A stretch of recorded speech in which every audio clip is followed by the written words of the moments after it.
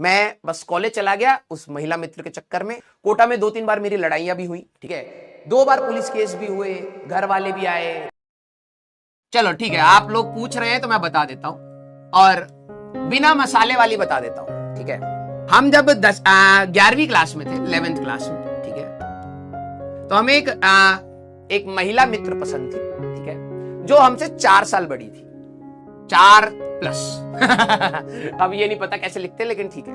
कहीं पर ऐसी बातचीत में ये हुआ कि इंजीनियरिंग कॉलेज की बात चल रही थी, तो उन्होंने बोला कि IITs, ठीक है, IITs अच्छे कॉलेज होते हैं। मैंने कहा होते होंगे, ठीक है। मेरे फादर खुद IITian है, ठीक है, लेकिन मेरा कभी भी वैसा इंक्लिनेशन नहीं था। फिर मैंने उनको 3-4 बार ये बात बोलते हुए सुना, और मेरे को लगा कि शायद इस चीज को पाने से, ठीक है, लाइफ सेट हो जाएगी, ठीक है। तो 11th क्लास में मेरा जो स्कूल था वो अच्छा स्कूल था, तो मैंने कोई कोचिंग नहीं ली, लेकिन मैंने पढ़ाई करनी स्टार्ट करी, ठीक है। 12वीं का मेरा जो 12th का जो मेरे 10वीं में जो रिजल्ट था, वो उन महिला मित्र को देख के ही पढ़ाई मैंने करी थी, ठीक है। उनका 92.8 का परसेंटेज था, और मेरा 94% के आसपास आया था, ठीक है। 12th क्लास में उनके 87 हुए थे, मेरे 97 हुए थे, हम बढ़ गए आगे, ठीक है। तो 12वीं क्लास का जब हमारा रिजल्ट आया, तो मैंने जेई का एग्जाम दिया था। जेई के एग्जाम में, ठीक है, उस समय पहली बार EML लिस्ट आई थी, एक्सटेंडेड मेरिट लिस्ट, ठीक है, 2009 की बात है। और उस समय मैंने कोचिंग कुछ भी नहीं करा था, कोई ट्यूशन भी नहीं पढ़ता था मैं, जितना मेरे को पढ़ाया गया मैं उतना ही चुपचाप पढ़ता था, काफी सारी चीजें नहीं भी पढ़ी। लेकिन एक्सटेंडेड मेरिट लिस्ट थी, जिसमें मेरा रैंक आया था आई थिंक 8000 के आसपास। मतलब अगर देखा जाए all over India AIR rank अगर देखी जाए, अगर मैं इसी के हिसाब से देखूं, तो 15,000 के आसपास के मेरे रैंक थी। और AIEEE में उस समय जो जेई मेंस आपका होता है, जेई मेंस में उस समय मेरी आई थी 22,000 रैंक थी। मतलब मेरे को मिल जा रहा था जेई मेंस से अच्छा एक कॉलेज, आप उस समय AIEEE कहते थे, अच्छा मिल रहा था। फिर मैंने फर्स्ट टाइम डिसाइड किया कि नहीं यार, कॉलेज तो IIT वाला ही चाहिए था, ठीक है। तो मैंने वहां पर डिसाइड किया कि ड्रॉप करेंगे। अब मेरे को यह बात नहीं पता थी कि ड्रॉप करते कैसे हैं, हाँ, ड्रॉप करते कैसे हैं और कौन सी कोचिंग बेस्ट है। तो उस समय इंटरनेट भी ज्यादा नहीं था, तो मैंने अपने एक फ्रेंड से पूछा, तो उस फ्रेंड ने मेरे को सजेस्ट किया कि कोटा में, ठीक है, कोटा में बंसल क्लासेस करके कोचिंग है, और बहुत अच्छी कोचिंग है, वहां पर जाके तुम तैयारी कर सकते हो, ठीक है। मैं क्योंकि मेरा जेई में ये एक्सटेंडेड मेरिट लिस्ट में ये आ गया था, तो मेरे को वो भी मिल गया था, क्या कहते हैं, स्कॉलरशिप मिल गया था। उस समय की जो मेरे को स्कॉलरशिप के बाद फीस जो पड़ी थी, आई थिंक 60,000, 50,000 या समथिंग 60,000 के आसपास की फीस पड़ी थी। और मेरे को जो फर्स्ट बैच मिला था, दैट वाज X9, ड्रॉपर में X9 बैच मिला था, ठीक है। मेरे को कुछ आइडिया नहीं था कि कोटा में किस तरीके से पढ़ाई की जाती है, कितना होमवर्क होता है, कितना लोड होता है, कितना स्ट्रेस होता है, घर की होम सिकनेस होती है, ठीक है। और 2 बजे के आसपास जब भीड़ निकलती है, ठीक है, 2 बजे के आसपास जब पूरे लंच के टाइम की भीड़ निकलती है, वो एक अलग स्ट्रेस होता है, ठीक है। और आपकी कोई पर्सनल लाइफ होती नहीं है, आप जाते हो, पढ़ते हो, खाते हो, सोते हो, पढ़ते हो, एक अजीब से लूप में आप हमेशा रहते हो, ठीक है। उसमें वेक्टर्स, यूनिट्स एंड डायमेंशन, ये सब सारी चीजें वहां नहीं पढ़ाई जाती। बेसिक मैथ्स में भी सिर्फ वेक्टर्स पढ़ाया जाता है, ग्राफ जो आप लोग सोचते हो कि इतना पढ़ाया जाता है, कुछ नहीं पढ़ाया जाता वहां पर, ठीक है। सीधे ड्रॉपर्स में वो सीधे स्टार्ट होता है, वेक्टर्स पढ़ाते हैं और सीधे काइनेमेटिक्स, सीधे, ठीक है। तो पढ़ाई स्टार्ट करी। मैंने फर्स्ट दिन से सोच रखा था कि नहीं, एक अच्छा सिलेक्शन लेके जाना है यहां से। तो मैं केमिस्ट्री पे बहुत ज्यादा एनर्जी लगाता था, फिजिक्स पे भी लगाता था। मैथ्स स्टार्टिंग का जोश था, लेकिन धीरे धीरे खत्म होता चला गया। अब जर्नी के बारे में मैं आपको बताता हूं। पहला जब टेस्ट आया तो मेरे को X9, मेरी रैंक ज्यादा अच्छी नहीं थी, तो मेरे को वापस X9 बैच ही मिला।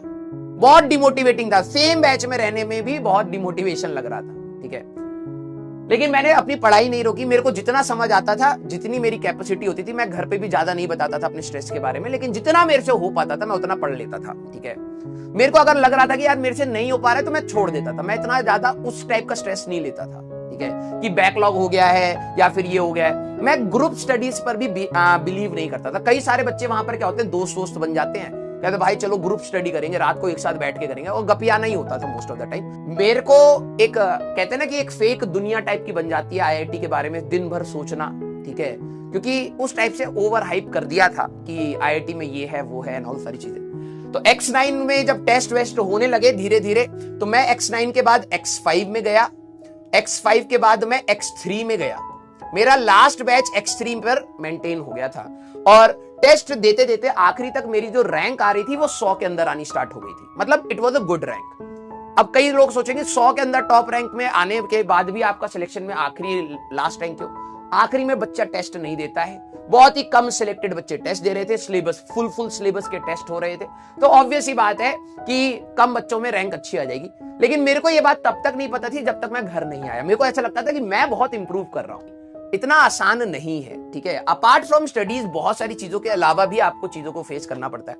कोटा में 2-3 बार मेरी लड़ाइयां भी हुई, ठीक है, थोड़ा सा हरियाणा का खून गर्म खून रहता था, तो ऐसा लगता था कौन है, ठीक है। 2 बार पुलिस केस भी हुए, घर वाले भी आए, बहुत सारी चीजें अपार्ट फ्रॉम दैट हुई। लेकिन अच्छी बात यह थी कि मैं अपनी पढ़ाई को कभी डिस्टर्ब नहीं होने देता था। अगर मैं लड़ाई भी कर लेता तो मैं घर जाके वापस अपने रूटीन को जरूर फॉलो करता था, मैं पढ़ाई करता था, ठीक है। आखिरी तक आते आते फरवरी में हमारे पास वहां पर सिलेबस खत्म हुआ, मार्च में हम लोग घर आ गए थे, और मार्च में जब मैंने जेईई एडवांस का दोबारा पेपर दिया था तो मेरे 230 या 232 मार्क्स के आसपास, नहीं कुछ इसी की रेंज में ही मेरे मार्क्स आए थे, और मेरे को अच्छा लग रहा था कि मेरी शायद अच्छी रैंक आ जाएगी, ठीक है। 1000 के आसपास के रैंक में एक्सपेक्ट कर रहा था, आई 5000 के आसपास थी, ठीक है। लकीली एक कॉलेज मिल गया, और कॉलेज में मैंने इतना ज्यादा नहीं सोचा कि मेरे को क्या करना है क्या बनना है, ठीक है। मैं बस कॉलेज चला गया उस महिला मित्र के चक्कर में, ठीक है। धनबाद पहुंच गए टैग के चक्कर में, फिर वो महिला मित्र चली गई लाइफ से, और फिर हम फंस गए वहां धनबाद ठीक है। 2 साल बहुत डिमोटिवेटेड रहे कि ऐसा लग रहा था कि हमें करना ही नहीं था, ये तो बस ऐसे ही देखा देखी आ गए, ठीक है, कि हाइप बना रखा था कॉलेज में, ये वो फलाना ठिकाना। किसी तरीके से चीजें संभाल के कॉलेज से बाहर निकले हैं, ठीक है। बहुत गलत संगति भी थी, बहुत सारी चीजें खराब भी थी, लेकिन कॉलेज से पार होने के बाद धीरे धीरे चीजें समझ आनी स्टार्ट हुई कि लाइफ जीने के लिए अब आपके पास ऑप्शन नहीं है, आपको काटना ही है, आपको मेहनत करनी ही है, आपको आगे बढ़ना ही है। और उसके बाद की तो जर्नी में आपको कई बार बताया है, ठीक है। जो कोटा वाली जो जर्नी है ना बेटा, दैट वाज वेरी पेनफुल। खाने का बिल्कुल मन नहीं करता था वहां पर, ठीक है। घर की बहुत ज्यादा याद आती थी। फेस्टिवल्स में भी अपने आप को सेक्रीफाइस करना बहुत पेनफुल लगता था। ऐसा लगता था यार कि कहाँ ही फंस गए हैं, क्यों ही पढ़ रहे हैं, ठीक है, मतलब एक अच्छा कॉलेज मिल जाता है इस पढ़ाई से, लेकिन इतना पेन लेके भी क्या, इज इट वर्थ इट? और कॉलेज में जाने के बाद पता लगा इतना it was not that worth it.